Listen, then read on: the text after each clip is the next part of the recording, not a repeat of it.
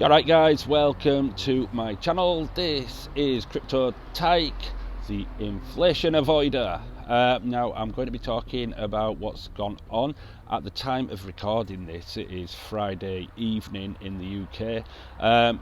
This will probably go out on Saturday, so I'll be talking about yesterday with what you're watching now. But anyway, that aside, just to complicate things, don't forget, if you've got a moment, hit the subscribe button, hit the like button, because it really helps with the algorithm, and I'm only tiny, so, well, the channel's tiny and I need all the help I can get. And also I'll be interested to hear your views about what you're doing through this bear market that we are experiencing at the moment. Did you see it coming? Let me know in the comments, because I did, and I warned people about it last week, having also taken action to trim a few of my positions and make sure, and then I further sold some on Monday, because once that kind of bear market was confirmed to me, I knew it was going to get worse before it got better. So that has left me with that extra liquidity to be able to take advantage of some decent prices, whilst also taking a few profits along the way.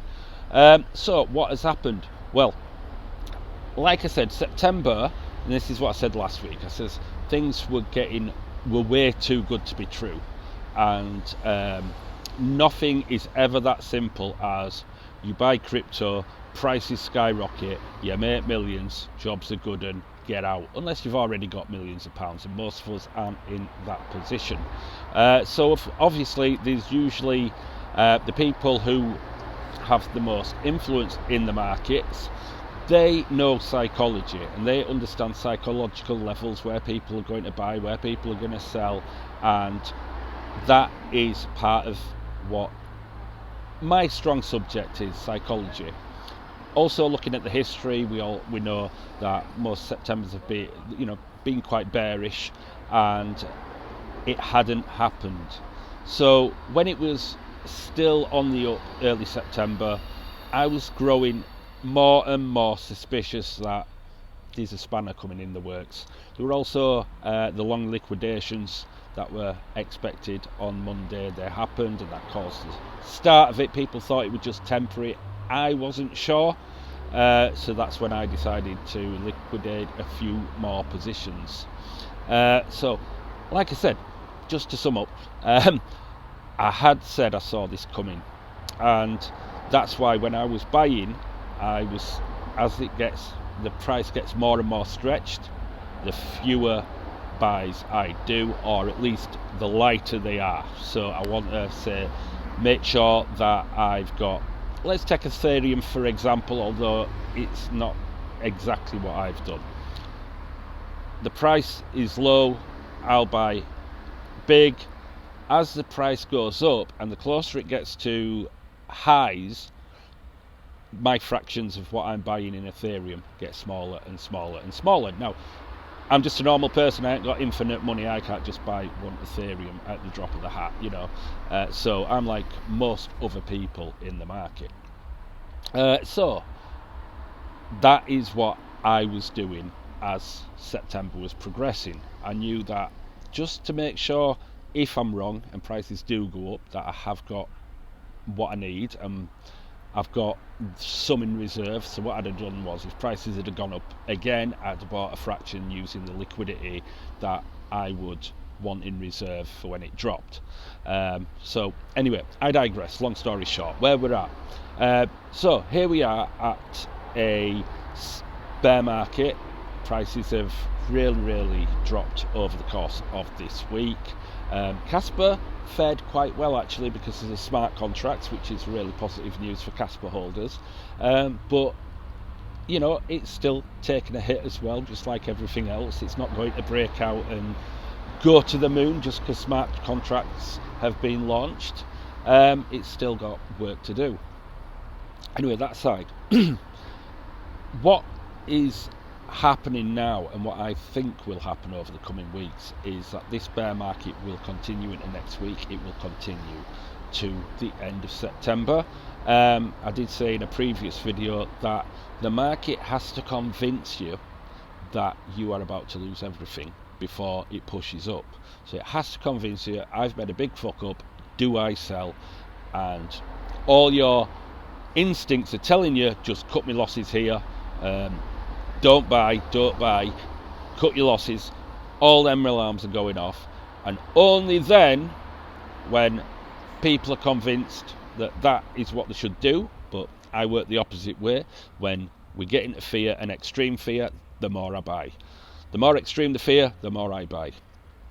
And that's playing the opposite of psychology, because your instincts say the opposite. You know, you're in something, and the lower it drops, the more you're thinking, fuck me, I need to get out of this.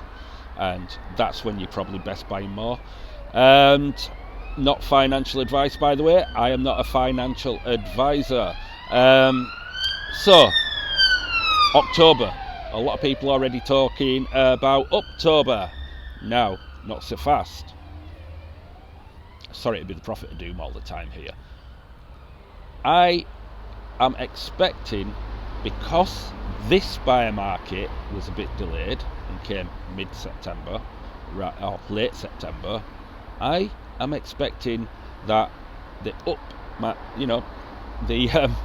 bull market will follow a similar course, because I think we've still got to drop down to those August lows. I would be surprised if it went as far as the July lows, June-July lows.